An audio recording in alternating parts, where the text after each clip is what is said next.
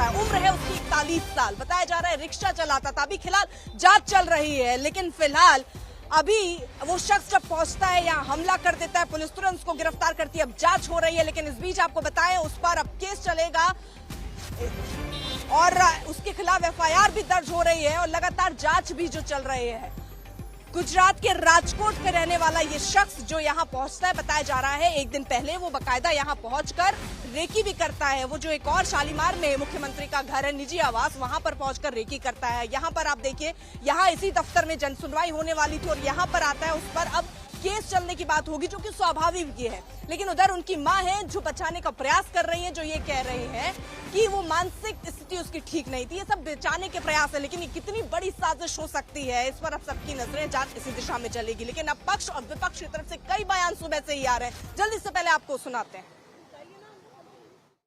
वो व्यक्ति पीछे 24 घंटे से रेकी कर रहा था कि वो कैसे मुख्यमंत्री से मिले। वो उनके घर में शालीमार बाग तक भी पूरा वहाँ पे उसने रेकी किया कल, और वो आसपास ही कहीं पर इसी सिविल लाइंस के क्षेत्र में रात उसने गुजारी थी। और आज सुबह जब वो आया तो उसके हाथ में कोई कागज पत्र नहीं था, कोई ऐसा मुद्दा नहीं था, और उसने सीधा ही मिलते ही और हमला कर दिया। आज हम लोग बड़े दिल से आपका साथ दे रहे हैं, क्योंकि हम लोग ये नहीं सोचते कि हमला भारतीय जनता पार्टी पे हुआ या कांग्रेस पे हुआ या हम पे हुआ।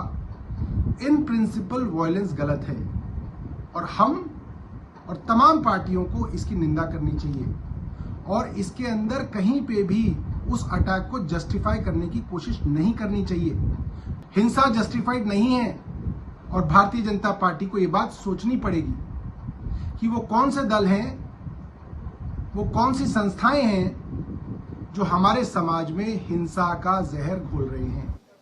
तो जल्दी से आपको बताएं कि अभी बहुत सारे अपडेट हो रहे हैं, जांच हो रही है और जांच के बाद कई बड़े खुलासे होंगे। सुशांत हमारे साथ, हमारे सहयोगी यहाँ पर मौजूद है। सुशांत बताइए, अभी तक जो जांच हुई है उसमें क्या क्या बात सामने आ चुकी है? देखिए, अभी तक जो दिल्ली पुलिस ने जांच करी है, दो कॉन्स्पिरेंसी जो चल रही थी, लगातार ये बात चल रही थी कि डॉग लवर्स है, उसको दिल्ली पुलिस ने इनकार कर दिया।